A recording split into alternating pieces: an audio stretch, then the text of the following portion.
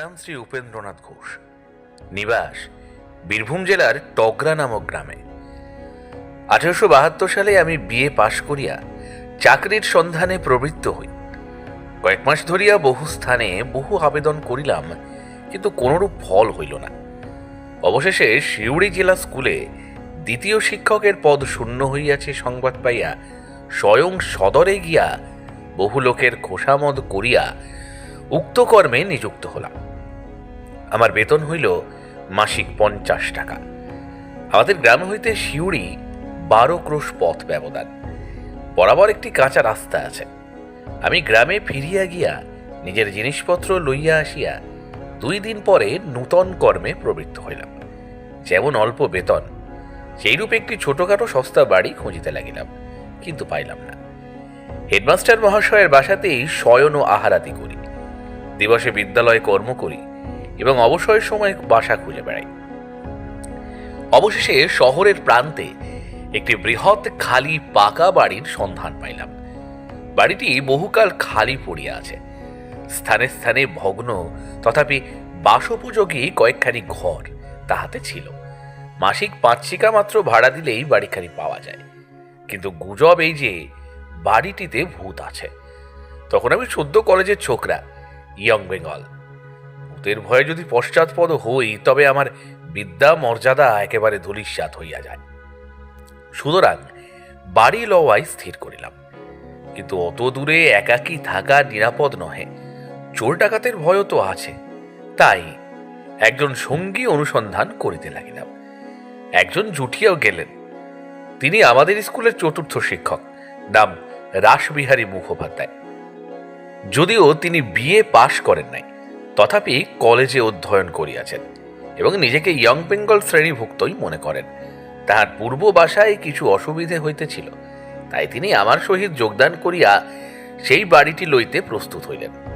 একজন প্রাচক ব্রাহ্মণ স্থির করা গেল, কিন্তু তাহারা রাত্রিকালে সে বাড়িতে থাকিতে অস্বীকৃত হইল। বলিল, কাজকর্ম সারিয়া আমাদিগকে খাওয়াইয়া দাওয়াইয়া রাত্রি 9টার মধ্যেই আপন আপন গৃহে ফিরিয়া যাইবে। কি করি, তাহাতেই সম্মত হইতে হইল। পরবর্তী রবিবার প্রাতে জিনিসপত্র লইয়া সেই বাড়িতে গিয়া বাসা করিলাম। বাড়িটি বহুকালের নির্মিত। চারিদিকের প্রাচীর স্থানে স্থানে ভগ্ন। গো মহিষাদি নিবারণ করিবার জন্য বাঁশের বেড়া বাঁধা আছে। বাড়িটির চারিদিকে বাগান। অনেকগুলি নারিকেল, আম, কাঁঠাল, জাম প্রভৃতি ফলের গাছ আছে। সেগুলি ফড়িয়াগণের নিকট জমা দেওয়া। বাড়িটি দ্বিতল। নিম্নতলে সম্মুখভাবে বেশ বড় বড় দুখানি ঘর আছে। সেই ঘর দুটি মাত্র আমরা দখল করিলাম, কারণ আমাদের প্রয়োজন অল্প। বাড়ির পশ্চাতে একটি পুষ্করিণী। তাহার জল পানযোগ্য নহে, স্নানযোগ্য নহে, তবে বাসন মাজা প্রভৃতি গৃহকর্ম তাহাতে হইতে পারিত। বাড়ির অল্প দূরে একটি উৎকৃষ্ট দীর্ঘিকা ছিল। আমরা সেইখানে গিয়ে স্নান করিতাম এবং পান রন্ধনের জন্য সেই জল আনায়ন করিত। একখানি ঘর আহারাদি করিবার জন্য নির্দিষ্ট করিলাম। অপরখানিতে 2টি চৌকি পাতিয়া আমরা 2 জনে শয়ন করিতে লাগিলাম। সমস্ত রাত্রি ঘরে প্রদীপ জ্বালা থাকিত। এইরূপে কিছুদিন যায়। ইতিমধ্যেই দশহরার 2 দিন ছুটি হইল। সেই সঙ্গে একটা রবিবারও পাওয়া গেল। আমি বাড়ি গেলাম। বাড়িতে 2 দিন মাত্র থাকিয়া তৃতীয় দিন পদব্রজে শিয়রি যাত্রা করিলাম। আমাদের গ্রামের 1 ক্রোশ পরে হাতছালা বলিয়া একটি গ্রাম আছে। পূর্বে এখানে স্থানীয় জমিদারের অনেকগুলি হাতি বাঁধা থাকিত। হাতিশালা হইতে হাতছালা নামটি উৎপন্ন হইয়াছে। সেই গ্রামের প্রান্তে সড়কের ধারে একটি মন্দির আছে। সেই মন্দিরে রমাপ্রসন্ন মজুমদার নামক একজন ব্রাহ্মণ সর্বদা বাস করেন এবং আপনার তপজপে নিযুক্ত থাকেন। তিনি একজন সিদ্ধ পুরুষ বলিয়া বিখ্যাত। চতুষ্পার্শ্ববর্তী গ্রামের লোকেরা তাহাকে যথেষ্ট শ্রদ্ধা ভক্তি করে। সেখান দিয়া যাইতে যাইতে দেখিলাম মজুমদার মহাশয় খড়ম পায়ে দিয়া মন্দিরের বাহিরে দাঁড়াইয়া আছেন। দেখিয়া রাস্তা হইতে নামিয়া গিয়া আমি তাহাকে প্রণাম করিলাম। আশীর্বাদ করিয়া তিনি আমাকে বলিলেন, বাবা, তুমি কোথা যাইতেছ? সিউড়ি স্কুলে আমার মাস্টারি চাকরি হইয়াছে। দশহরার ছুটিতে বাড়ি আসিয়াছিলাম। কল্ল স্কুল খুলিবে, তাই ফিরিয়া যাইতেছি। বাবা, আজ কি তোমার না গেলেই নয়? আজ বাড়ি ফিরিয়া যাও, কল্ল তখন যাইও। কল্ল স্কুল খুলিবে, আমার নতুন চাকরি, কামাই হওয়াটা বড় খারাপ কথা, সুতরাং আমাকে অরূপ আজ্ঞা করিবেন। তুমি কোথা বাসা লইয়াছ? শহরের দক্ষিণাংশে একটি পুরাতন খালি বাড়ি ছিল, সেইটি ভাড়া লইয়া আমিও আমাদের স্কুলের অন্য একটি মাস্টার রাসবিহারী মুখোপাধ্যায় একত্র বাস করিয়াছি। বলিয়া মজুমদার মহাশয়কে প্রণাম করিয়া আমি পথ চলিতে লাগিলাম। বেলা আন্দাজ 2টার সময় শিউরি পৌঁছাইলাম। স্নানাহার করিতে 5টা বাজিয়া গেল। আহার করিয়া বারান্দায় বসিয়া তামাক খাইতেছি, এমন সময় দেখি আমাদেরই গ্রামের একজন কৈবর্ত বৃহৎ লাঠি ঘাড়ে করিয়া আসিয়া উপস্থিত হইল। তাহাকে দেখিয়া বিস্মিত হইয়া আমি জিজ্ঞাসা করিলাম, কিরে, তুই হঠাৎ কোথা থেকে এলি?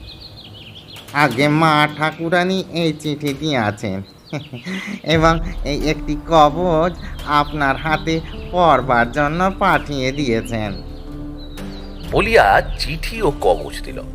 চিঠি পড়িয়া দেখিলাম মাতা ঠাকুরানী লিখিতেছেন, তুমি বাড়ি হইতে যাত্রা করিবার পর রমাপ্রসন্ন মজুমদার মহাশয় আসিয়াছিলেন এবং একটি কবচ দিয়া বলিলেন, মা, তোমার ছেলে আজ প্রাতে শিউরি রওনা হইয়াছে, পথে তাহার সঙ্গে দেখা হইল, তাহার জন্য আমি এই রাম কবচটি আনিয়াছি।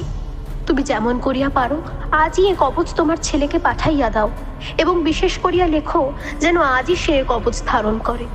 আর লিখিয়া দাও, যদি কোনো রকম ভয় পায় তবে যেন তারক ব্রহ্ম নাম জপ করে। এই কবচের গুণে এবং নামের বলে সে সকল বিপদ হইতে মুক্ত হইবে।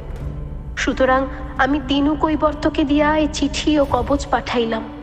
প্রাপ্তিমাত্রে রাম নাম স্মরণ করিয়া তুমি এই কবচটি ভক্তিপূর্বক দক্ষিণ হস্তে ধারণ করিবে, যেন কোনো মতে এর অন্যথা না হয়। ইহা তোমার মাতৃ আজ্ঞা জানিবে। পত্র ও কবচ লইয়া আমি দিনুকে বলিলাম, তুই আজ এখানেই থাকবি তো? তোর খাবার জোগাড় করি।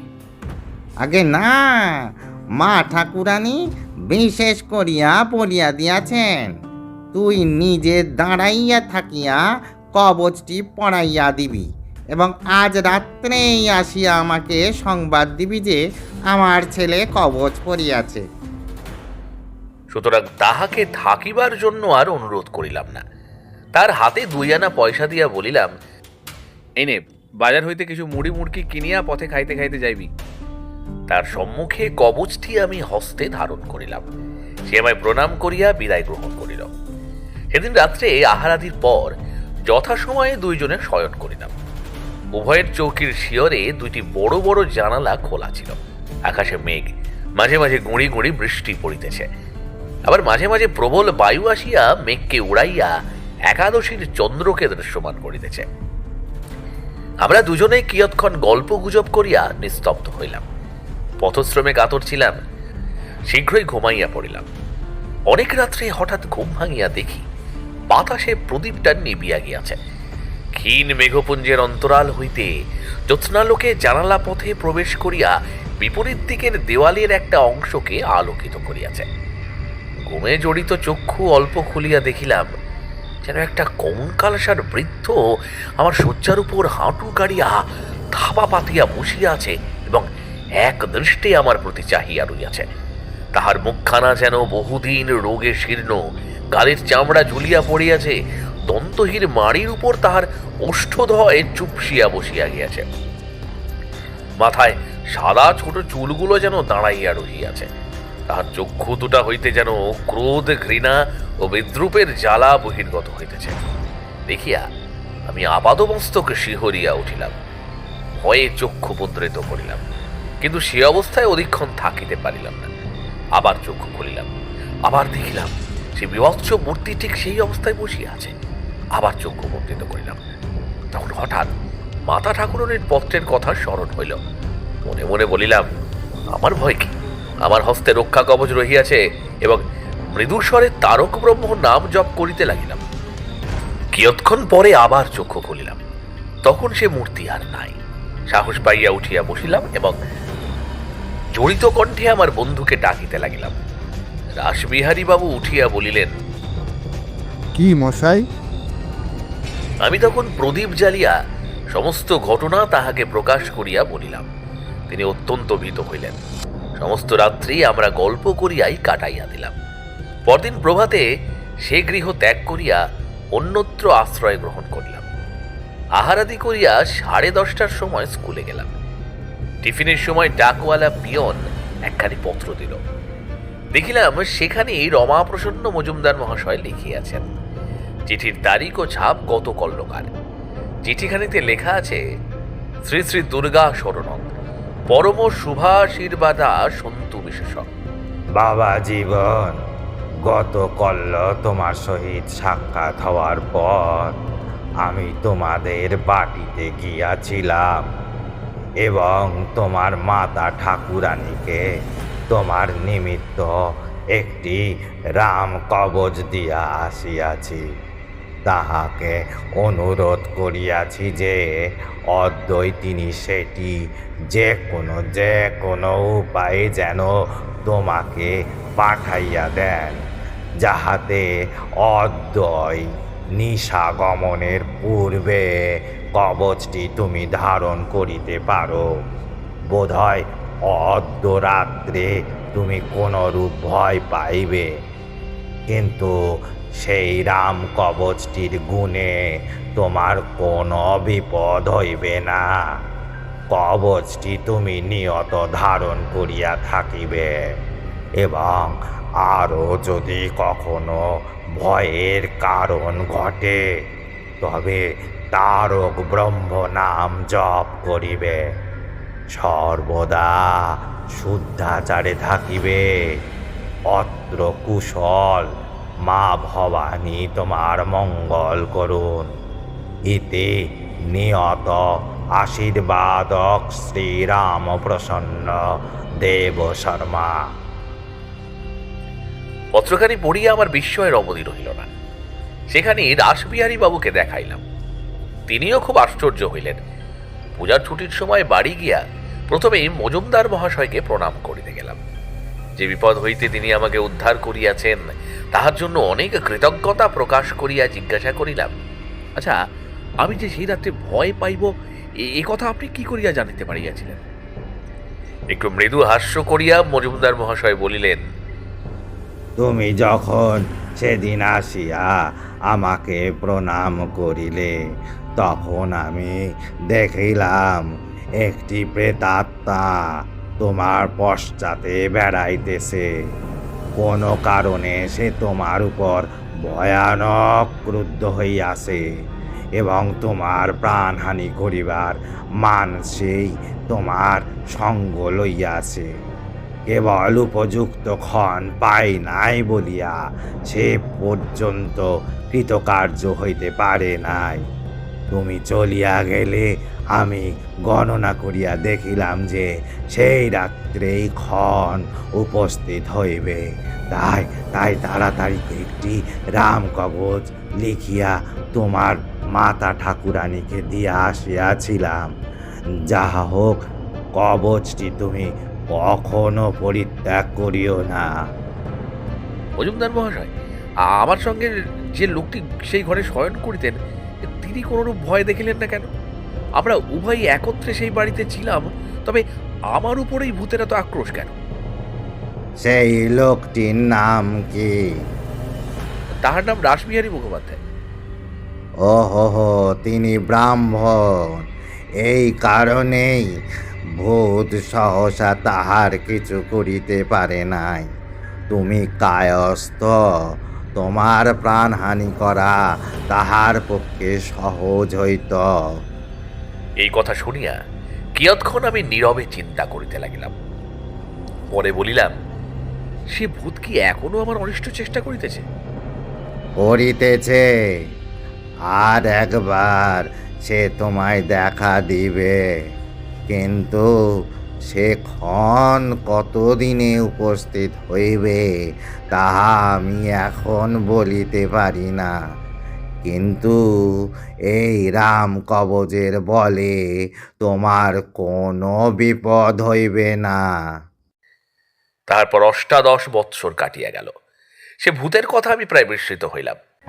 আমার নাম শ্রী উপেন্দ্রনাথ ঘোষ। নিবাস বীরভূম জেলার টগরা নামক গ্রামে। 1872 সালে আমি বিএ পাশ করিয়া চাকরির সন্ধানে প্রবৃত্ত হই। কয়েক মাস ধরিয়া বহু স্থানে বহু আবেদন করিলাম, কিন্তু কোনরূপ ফল হইল না। অবশেষে সিউড়ি জেলা স্কুলে দ্বিতীয় শিক্ষকের পদ শূন্য হইয়াছে সংবাদ পাইয়া স্বয়ং সদরে গিয়া বহু লোকের খোসামদ করিয়া উক্ত কর্মে নিযুক্ত হলাম। আমার বেতন হইল মাসিক 50 টাকা। আমাদের গ্রাম হইতে সিউড়ি 12 ক্রোশ পথ ব্যবধান। বরাবর একটি কাঁচা রাস্তা আছে। আমি গ্রামে ফিরিয়া গিয়া নিজের জিনিসপত্র লইয়া আসিয়া 2 দিন পরে নূতন কর্মে প্রবৃত্ত হইলাম। যেমন অল্প বেতন, সেইরূপ একটি ছোটখাটো সস্তা বাড়ি খুঁজিতে লাগিলাম, কিন্তু পাইলাম না। হেডমাস্টার মহাশয়ের বাসাতেই শয়ন ও আহারাদি করি। দিবসে বিদ্যালয়ে কর্ম করি এবং অবসরের সময় বাসা খুঁজে বেড়াই। অবশেষে শহরের প্রান্তে একটি বৃহৎ খালি পাকা বাড়ির সন্ধান পাইলাম। বাড়িটি বহুকাল খালি পড়িয়া আছে। স্থানে স্থানে ভগ্ন, তথাপি বাসোপযোগী কয়েকখানি ঘর তাহাতে ছিল। মাসিক 5 টাকা মাত্র ভাড়া দিলেই বাড়িখানি পাওয়া যায়। কিন্তু গুজব এই যে বাড়িটিতে ভূত আছে। তখন আমি সদ্য কলেজের ছোকরা, ইয়ং বেঙ্গল। ভূতের ভয়ে যদি পশ্চাৎপদ হই, তবে আমার বিদ্যা মর্যাদা একেবারে ধূলিসাৎ হইয়া যায়। সুতরাং বাড়ি লওয়াই স্থির করিলাম। কিন্তু অত দূরে একাকী থাকা নিরাপদ নহে, চোর ডাকাতের ভয়ও তো আছে। তাই একজন সঙ্গী অনুসন্ধান করিতে লাগিলাম। একজন জুটিয়াও গেলেন। তিনি আমাদের স্কুলের 4র্থ শিক্ষক, নাম রাসবিহারী মুখোপাধ্যায়। যদিও তিনি বিএ পাশ করেন নাই, তথাপি কলেজে অধ্যয়ন করিয়াছেন এবং নিজেকে ইয়ং বেঙ্গল শ্রেণীভুক্তই মনে করেন। তাহার পূর্ব বাসায় কিছু অসুবিধে হইতেছিল, তাই তিনি আমার সহিত যোগদান করিয়া সেই বাড়িটি লইতে প্রস্তুত হইলেন। একজন প্রাচক ব্রাহ্মণ স্থির করা গেল, কিন্তু তাহারা রাত্রিকালে সে বাড়িতে থাকিতে অস্বীকৃত হইল। বলিল, কাজকর্ম সারিয়া আমাদিগকে খাওয়াইয়া দাওয়াইয়া রাত্রি 9টার মধ্যেই আপন আপন গৃহে ফিরিয়া যাইবে। কি করি, তাহাতেই সম্মত হইতে হইল। পরবর্তী রবিবার প্রাতে জিনিসপত্র লইয়া সেই বাড়িতে গিয়া বাসা করিলাম। বাড়িটি বহুকালের নির্মিত। চারিদিকের প্রাচীর স্থানে স্থানে ভগ্ন। গো মহিষাদি নিবারণ করিবার জন্য বাঁশের বেড়া বাঁধা আছে। বাড়িটির চারিদিকে বাগান। অনেকগুলি নারিকেল, আম, কাঁঠাল, জাম প্রভৃতি ফলের গাছ আছে। সেগুলি ফড়িয়াগণের নিকট জমা দেওয়া। বাড়িটি দ্বিতল। নিম্নতলে সম্মুখভাবে বেশ বড় বড় দুখানি ঘর আছে। সেই ঘর দুটি মাত্র আমরা দখল করিলাম, কারণ আমাদের প্রয়োজন অল্প। বাড়ির পশ্চাতে একটি পুষ্করিণী। তাহার জল পানযোগ্য নহে, স্নানযোগ্য নহে, তবে বাসন মাজা প্রভৃতি গৃহকর্ম তাহাতে হইতে পারিত।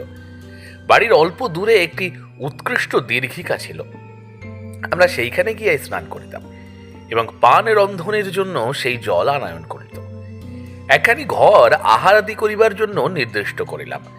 অপরখানিতে 2টি চৌকি পাতিয়া আমরা 2 জনে শয়ন করিতে লাগিলাম। সমস্ত রাত্রি ঘরে প্রদীপ জ্বালা থাকিত।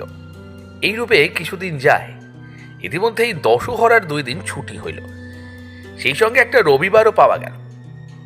আমি বাড়ি গেলাম। বাড়িতে 2 দিন মাত্র থাকিয়া তৃতীয় দিন পদব্রজে শিউড়ি যাত্রা করিলাম। আমাদের গ্রামের 1 ক্রোশ পরে হাতছালা বলিয়া একটি গ্রাম আছে। পূর্বে এখানে স্থানীয় জমিদারের অনেকগুলি হাতি বাঁধা থাকিত। হাতিশালা হইতে হাতছালা নামটি উৎপন্ন হইয়াছে। সেই গ্রামের প্রান্তে সড়কের ধারে একটি মন্দির আছে। সেই মন্দিরে রমাপ্রসন্ন মজুমদার নামক একজন ব্রাহ্মণ সর্বদা বাস করেন এবং আপনার তপজপে নিযুক্ত থাকেন। তিনি একজন সিদ্ধ পুরুষ বলিয়া বিখ্যাত। চতুষ্পার্শ্ববর্তী গ্রামের লোকেরা তাহাকে যথেষ্ট শ্রদ্ধা ভক্তি করে। সেইখান দিয়া যাইতে যাইতে দেখিলাম মজুমদার মহাশয় খড়ম পায়ে দিয়া মন্দিরের বাহিরে দাঁড়াইয়া আছেন। দেখিয়া রাস্তা হইতে নামিয়া গিয়া আমি তাহাকে প্রণাম করিলাম। আশীর্বাদ করিয়া তিনি আমাকে বলিলেন, বাবা, তুমি কোথা যাইতেছ? শিউড়ি স্কুলে আমার মাস্টারি চাকরি হইয়াছে। দশহরার ছুটিতে বাড়ি আসিয়াছিলাম। কল্লো স্কুল খুলিবে, তাই ফিরিয়া যাইতেছি। বাবা, আজ কি তোমার না গেলেই নয়? আজ বাড়ি ফিরিয়া যাও, কল্ল তখন যাইও। কল্ল স্কুল খুলিবে, আমার নতুন চাকরি, কামাই হওয়াটা বড় খারাপ কথা, সুতরাং আমাকে অরূপ আজ্ঞা করিবেন। তুমি কোথা বাসা লইয়াছ? শহরের দক্ষিণাংশে একটি পুরাতন খালি বাড়ি ছিল, সেইটি ভাড়া লইয়া আমিও আমাদের স্কুলের অন্য একটি মাস্টার রাসবিহারী মুখোপাধ্যায় একত্র বাস করিয়াছি। বলিয়া মজুমদার মহাশয়কে প্রণাম করিয়া আমি পথ চলিতে লাগিলাম। বেলা আন্দাজ 2টার সময় শিউরি পৌঁছাইলাম। স্নানাহার করিতে 5টা বাজিয়া গেল। আহার করিয়া বারান্দায় বসিয়া তামাক খাইতেছি, এমন সময় দেখি আমাদেরই গ্রামের একজন কৈবর্ত বৃহৎ লাঠি ঘাড়ে করিয়া আসিয়া উপস্থিত হইল। তাহাকে দেখিয়া বিস্মিত হইয়া আমি জিজ্ঞাসা করিলাম, কিরে, তুই হঠাৎ কোথা থেকে এলি?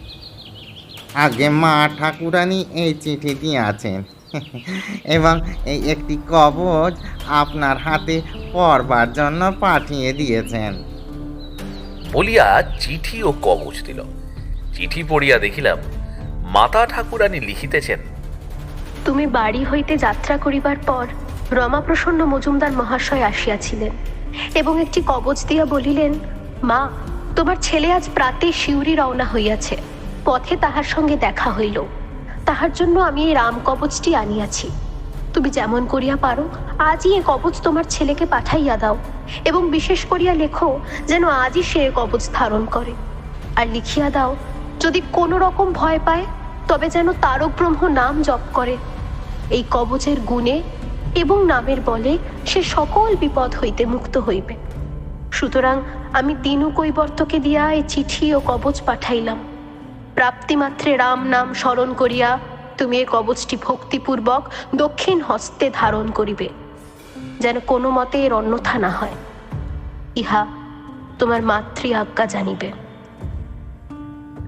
পত্র ও কবচ লইয়া আমি দিনুকে বলিলাম, তুই আজ এখানেই থাকবি তো? তোর খাবার জোগাড় করি। আগে না, মা ঠাকুরানী বিশেষ করিয়া বলিয়া দিয়াছেন, তুই নিজে দাঁড়াইয়া থাকিয়া কবচটি পড়াইয়া দিবি এবং আজ রাত্রেই আসিয়া আমাকে সংবাদ দিবি যে আমার ছেলে কবচ পড়িয়াছে। সুতরাং তাহাকে থাকিবার জন্য আর অনুরোধ করিলাম না। তার হাতে 2 আনা পয়সা দিয়া বলিলাম, এই নে, বাজার হইতে কিছু মুড়ি মুড়কি কিনিয়া পথে খাইতে খাইতে যাইবি। তার সম্মুখে কবচটি আমি হস্তে ধারণ করিলাম।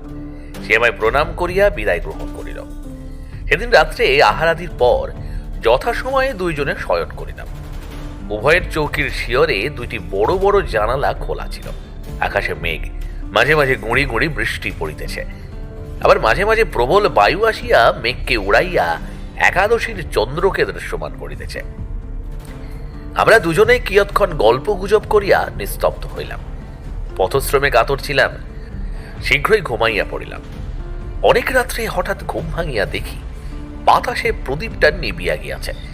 ক্ষীণ মেঘপুঞ্জের অন্তরাল হইতে জ্যোৎস্নালোকে জানালা পথে প্রবেশ করিয়া বিপরীত দিকের দেওয়ালের একটা অংশকে আলোকিত করিয়াছে।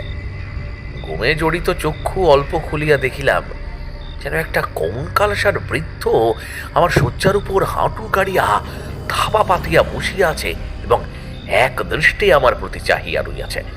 তাহার মুখখানা যেন বহুদিন রোগে শীর্ণ, গালের চামড়া ঝুলিয়া পড়িয়াছে, দন্তহীর মাড়ির উপর তাহার ওষ্ঠদয় চুপসিয়া বসিয়া গিয়াছে। মাথায় সাদা ছোট চুলগুলো যেন দাঁড়াইয়া রহিয়াছে। তাহার চক্ষু দুটা হইতে যেন ক্রোধ, ঘৃণা ও বিদ্রুপের জ্বালা বহির্গত হইতেছে।